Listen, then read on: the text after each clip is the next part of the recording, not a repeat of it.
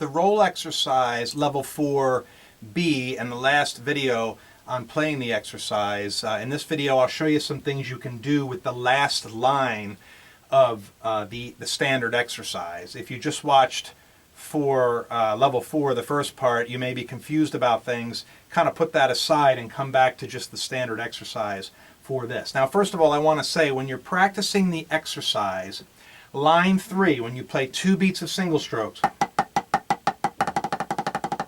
and then 2 beats of double strokes or buzz strokes, that is the 17-stroke roll. When you play the 4th line and you play 1 beat of singles followed by 1 beat of doubles or buzz, that is the 9-stroke roll, the second rudiment presented in this exercise.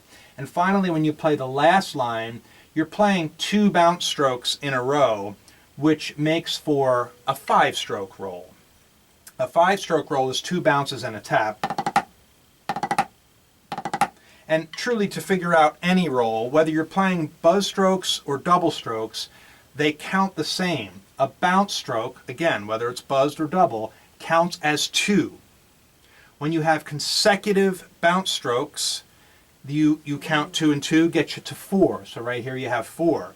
If it ends with a tap, a single stroke, you add 1. So here you have 2, 2. What would follow would be a single stroke. 2 plus 2 plus 1 is 5. If you play 4 16th notes of bounce strokes, that's 2, 4, 6, 8, plus a single stroke gets you to 9. That's the formula we use for identifying drum rolls by the number. There's 5 strokes, 7 strokes, 9s, 11s, 13s, 15s, 17-stroke rolls. Anything beyond 17-stroke we just call a long roll. There's also, you'll probably notice they're all odd, right? There's also even stroke rolls, but this is where the last line comes into discussion.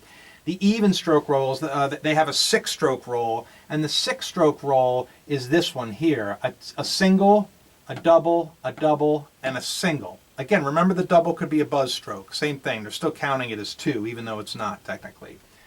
So you have 1 plus 2 plus 2 plus 1 is 6. That's the true definition of a 6-stroke roll. Tap, bounce, bounce, tap.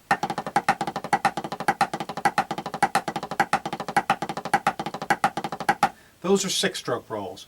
But in my mind, anytime I'm playing 2 taps and 2 doubles or 2 bounce strokes, it's a 6-stroke roll. We're just moving those singles around.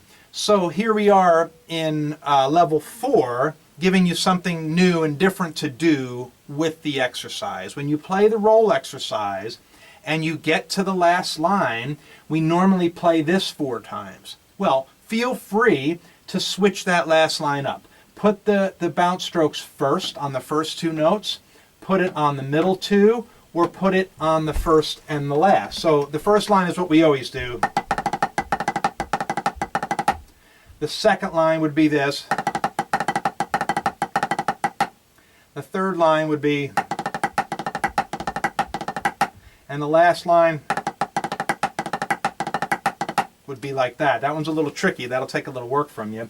And I do want to warn you that when you play this line and this line, you'll be coming out of the line before it on a bounce stroke. So you're going to be playing 4 bounces right into 2 more bounces, or 4 bounces right into 1 bounce. A great way to practice your 5 and 6-stroke rolls and mix it up within the exercise. Again, that's the point of level 4, changing it up, giving you something new, working on something different. Feel free, as you're practicing the exercise in a level 2 setting, to change the last line to any of those. Start with your right hand, start with your left hand, all the things we've talked about, and it'll just make you a better player and give you more facility with your rolls. Do it bounce strokes and double strokes. That about covers it for the roll exercise. I can't think of a whole lot more we can do with that. Good luck to you, and I hope your rolls get cleaner if they're doubles and smoother if they're buzz rolls.